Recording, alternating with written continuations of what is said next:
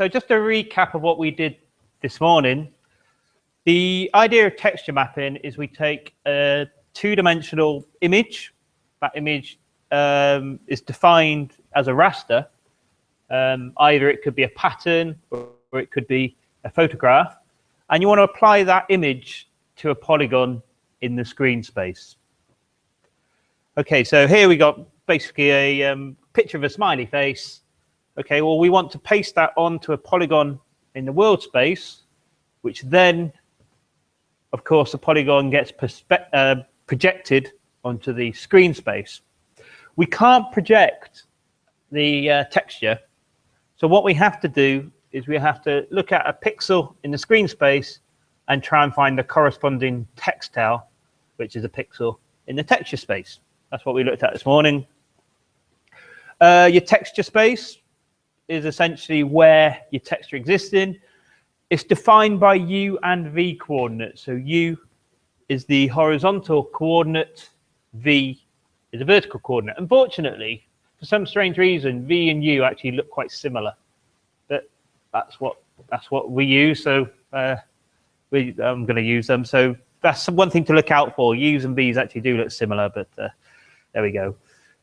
Okay, in the texture space, in the U direction and in the V direction, we have a range of 0 to 1. So anything outside of that range doesn't exist. Okay, so our texture space is limited between 0 and 1.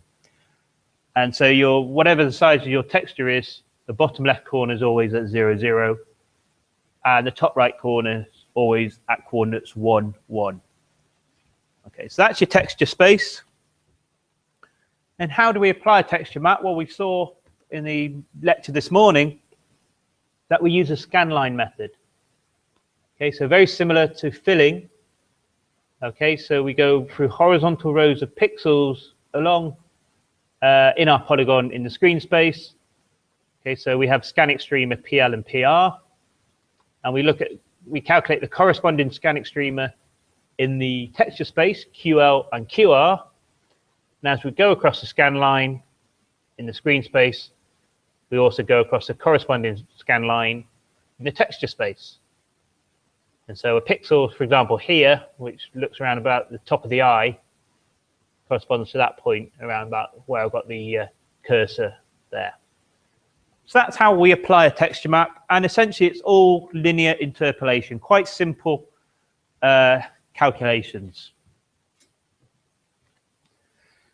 So in the scan extreme in the texture space always traces along the outside of the texture. So one of the coordinates U or V is always going to be 0 or 1. So for example, if I'm tracing this first or following this first left-hand scan extremer point, okay, so I go between x4, y4 and x1, y1, well, the corresponding point on the texture space goes between U4, V4 and U1, V1, so all the way down this left-hand side.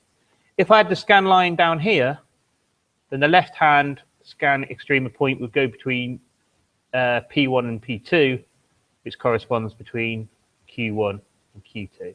So we do we calculate the scan extremer points in the polygon on the screen space, calculate their corresponding points on the texture, and then we have to go along the scan line.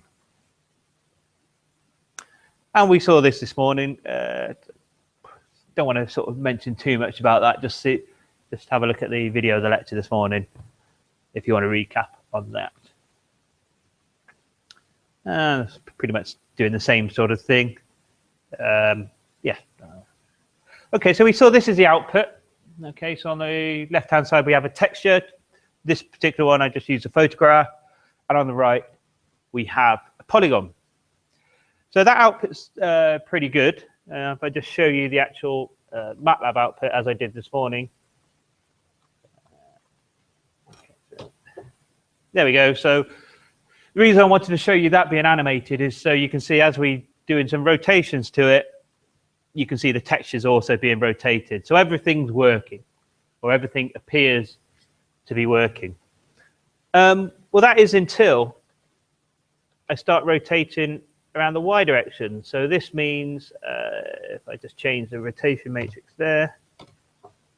Okay, so I'm rotating my polygon now in the y direction. So parts of the polygon are going to be closer to the viewer and parts further away. When we do this, you can see there's it appears to sort of the bending. I don't know how to describe it really. It appears that the image, the photograph, when I'm texture mapping it, appears to sort of bend around. It doesn't give me the image of a flat polygon. Okay, so something's going wrong. Something's not quite right here. So this is the purpose of today's lecture, just to see, okay, what's going right, what's going wrong, and how do we go about rectifying that? What I'm just going to do is just, again, I showed you this morning, but I just replaced the texture map with an X. You can probably see it a bit better. Okay, there we are. So that's an X texture, and all of those lines should be, all of those white lines should be straight. As you can see, it gets worse and worse as the sort of polygon gets sort of like that. So the right-hand side of the polygon is much closer than the left-hand side, and you can see that we've got some sort of skewing going on.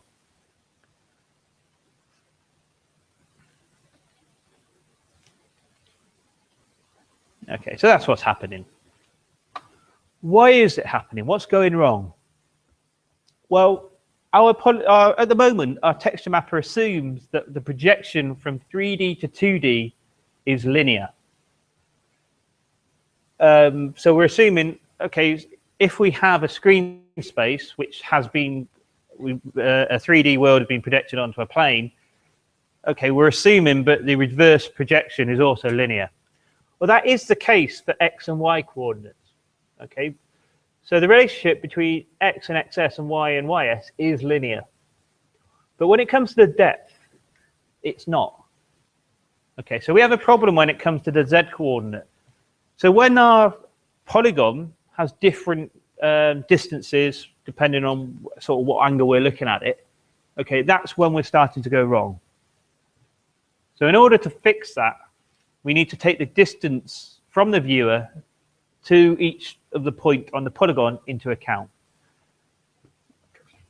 So I'm going to go in this in a bit more detail, and we're going to revisit some perspective projection as well. So this is what we got. So this is the a world space, aligned world space, and let's say the viewer is over here. Okay, I'm looking down the z-axis. This is the x-axis. Could be the y as well, but I've just sort of condensed it to 2D. And let's say I'm looking at this line or this polygon. So I've got a line defined between 2 points. Okay, well, when we project that, okay, we project that onto the projection plane, and this plane is located at some distance n away from the viewer. So this distance from here to here is n. What we do is we calculate the projection of each vertex, and where those projector lines cross the projection plane, that's what is displayed on our screen space. So this over here, this is our, call it a line in the world space. This here is our line, equivalent line, which has been projected onto our projection plane.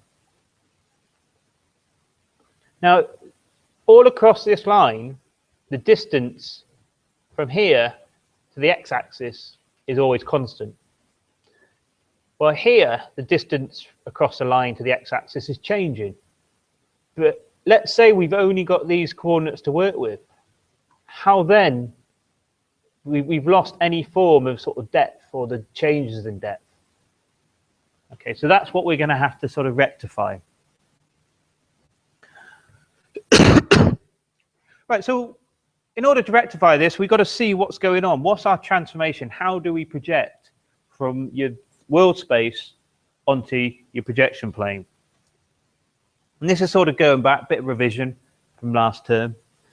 Okay, if you have a look at this diagram on the right-hand side, okay, this is a point in our aligned world space, P. Horizontal axis is Z. Okay, so the viewer is here, and this is going away from the viewer. And the vertical axis could be the x-axis or the y-axis. Doesn't matter. It's either one or the other, or both. Okay, so, and we have a viewing plane, which is distance n away from the x and y plane.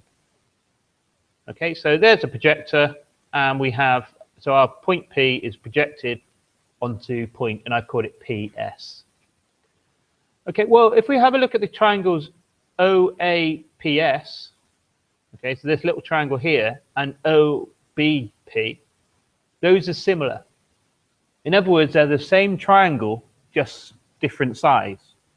So the angle here, okay, is the same for both triangles. So that means that the distance from A to PS, which will be XS or YS, doesn't matter which. So let's say XS, that distance divided by the distance from A to O, which is N, is the same, the ratio is the same as this distance, which let's say is X, divided by distance O to B, which is Z. So XS divided by N is equal to X divided by Z. And the same for Y. Okay, because the ratios, these are similar triangles, angles are the same, so the ratios hold. So what we do when we project using perspective projection, rearrange to get XS as a subject, okay, and essentially you've got N over Z times X, N over Z times Y, and ZS is of course N, because it has to be on the viewing plane. So that's what we're doing with the perspective projection. We normally apply that using homogeneous coordinates with some matrix operation. Okay, well, if you consider an equation of a line in the world space, so x equals some number alpha times z plus b, so that is a linear equation.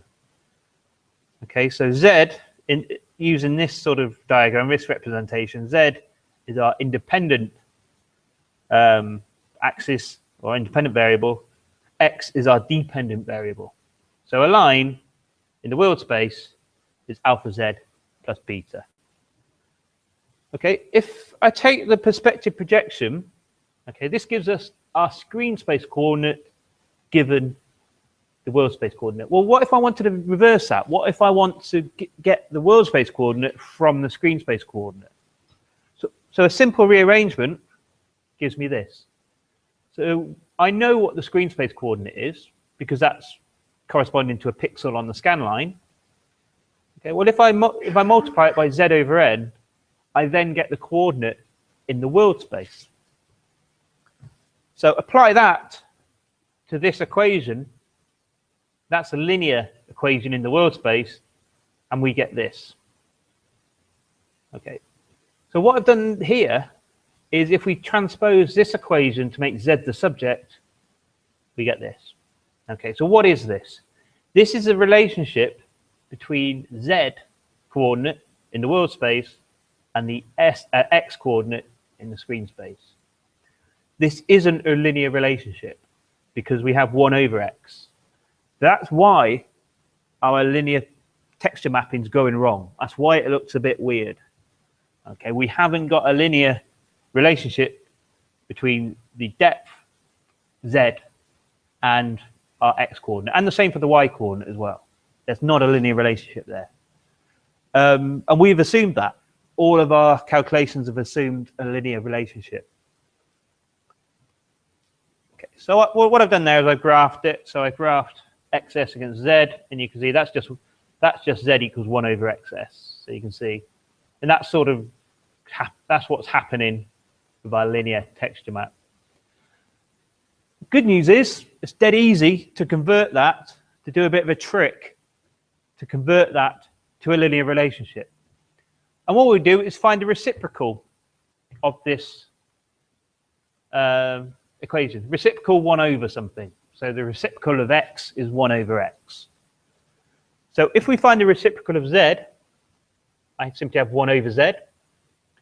Reciprocal of beta times n is 1 over beta times n. 1 over xs is simply xs. and beta over alpha becomes alpha over beta. Now, if we look at this equation, this is a linear relationship between 1 over z and xs. Okay, so this is a linear relationship. So this is a trick we can use. If we divide everything by z to give us 1 over z, then there becomes a linear relationship between 1 over z and x and y. So therefore, there'll be a linear relationship between u over z and v over z and z. Okay, so this is what we do.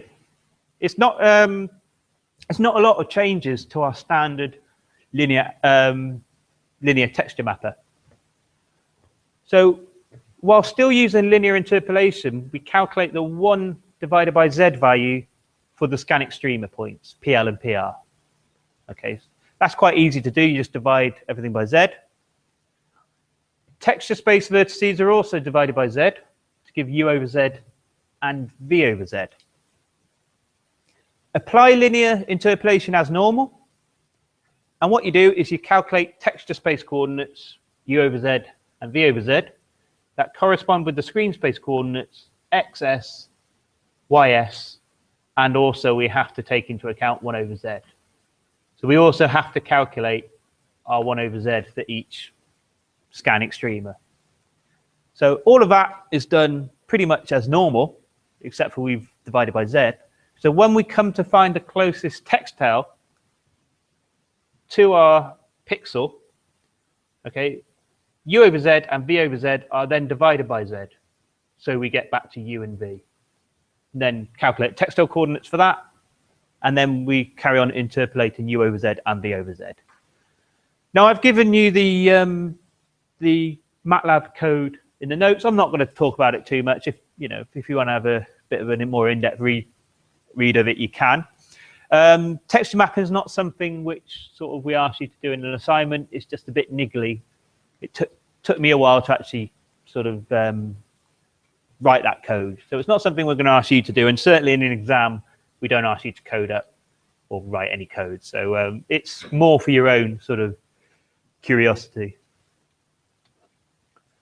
Okay, so then if we apply perspective texture mapping, okay, the one on the left is obviously the old one. We're just using the linear texture mapper. The one on the right is the perspective texture map polygon. As you can see, the white lines are straight. They appear straight to us. It's probably a lot easier or a lot better to actually view this on the animation.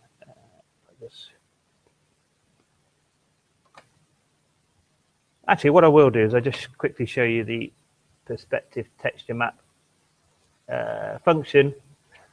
Okay, just out of interest. So we divide the texture vertices by z at the beginning. Okay, everything's the same as the other one.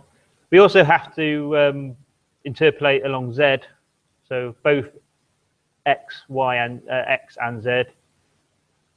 So everything is the same, just a couple more lines. And when we calculate textile coordinates, notice we calculate u over z and v over z. So essentially it's all the same. So what I'm going to do now is just change the texture mapper used here. So rather than using the standard one, I'm going to use the perspective one. As you can see, as it sort of rotates around, we don't have that skewing action. Okay, so it does look like a flat polygon as it should.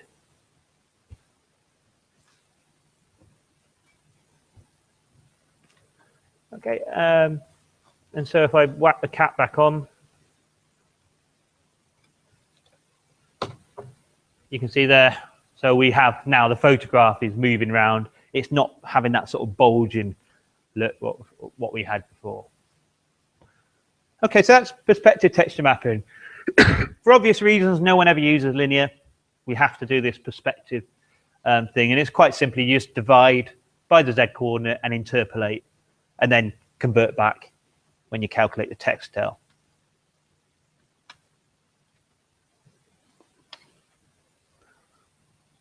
Okay, texture mapping doesn't stop there.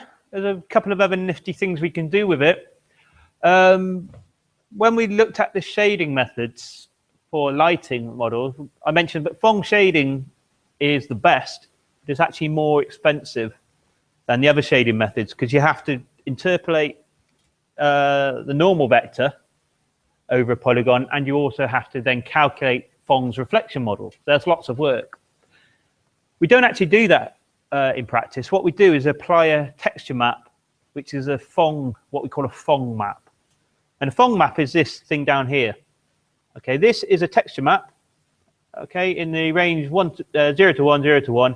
This contains all of the possible colors or illuminations that can result from a particular from Phong reflection. What we do, sort of in very simplistic terms, is you have a polygon. Okay, you know what the or you calculate the Phong reflection model for the vertices of the polygon. You find where the corresponding intensities are in the Phong map, and then just apply that texture map to the polygon.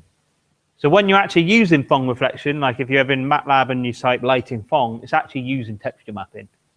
It's not actually calculating it at each pixel. That's one of the nifty things you can do with texture mapping. Another one is what we call bump mapping. Now, bump mapping is kind of cool because what you do is instead of mapping a picture onto your polygon, you're actually mapping normal vectors. So you have like an array of normal vectors. So for each pixel on your polygon, you can map a different normal vector to that pixel. Then, applying your lighting models, you can give the appearance of a surface being much more sort of complicated or intricate than it actually is. So you can have a big polygon representing, let's say, a cobbled street, and using bump mapping gives the appearance to the viewer of it having quite a complicated structure. So here's an example. Here we have a polygon. Okay, and let's say this polygon is representing this curved surface. Well, because the polygon is flat, all normal vectors for each pixel all face in the same direction. So even though it's representing a curved surface, to the viewer, and when we apply lighting, it's going to look flat. Well, what we can do is apply a texture map of normal vectors, which sort of approximate the curve. So here we have a curve, and we apply a texture map of normal vectors to each pixel. And then when lighting is applied, it gives the impression of it being curved. Okay, so that's bump mapping. We've got another better example. I sort of stole this off internet, really. But here we have a texture map of some bricks. Okay, so there's a texture map. This thing in the middle, which I haven't included on the notes because it doesn't print very well, this is our normal map. So for each pixel in this normal map, it has a normal vector in 3D. And these have been colored. So if a pixel is colored mainly green, it means it's, the normal is pointing up. If a pixel is colored mainly red, it means it's pointing to the right. And if it's colored purple, it's pointing straight up, out towards us. So around about where this cursor is now, the normal vectors will be pointing towards us. On the top of the brick, it's pointing more upwards. And on the right side, it's pointing more to the right. Okay, so that's your normal map. If you apply the texture and the normal map and lighting, you get this. Okay, so this is a single polygon, but it gives the impression of it being like quite a sort of an intricate, complicated shape. And I've got a little screenshot. This is quite an old screenshot now, actually. This is from a game called Quake 4. And the image on the left, okay, so this image here is of a screenshot from a computer game without bump mapping. And this one on the right is exactly the same number of textures, exactly the same lighting, but it's got bump mapping applied. And you can see it just looks more realistic. So we've got some sort of rust here. Okay, that's a texture map just been applied there. But here it looks like we've got shadow because a normal map, bump map's been applied. Okay, so texture mapping, it's used to apply images, but we could also use it for lighting, and it's also used for this sort of bump mapping. Okay, so that I told you it's quite a short topic, texture mapping. What I'm going to do is actually go for a past exam paper on this to give you an idea. Because sometimes students, texture mapping is obviously quite an intricate subject.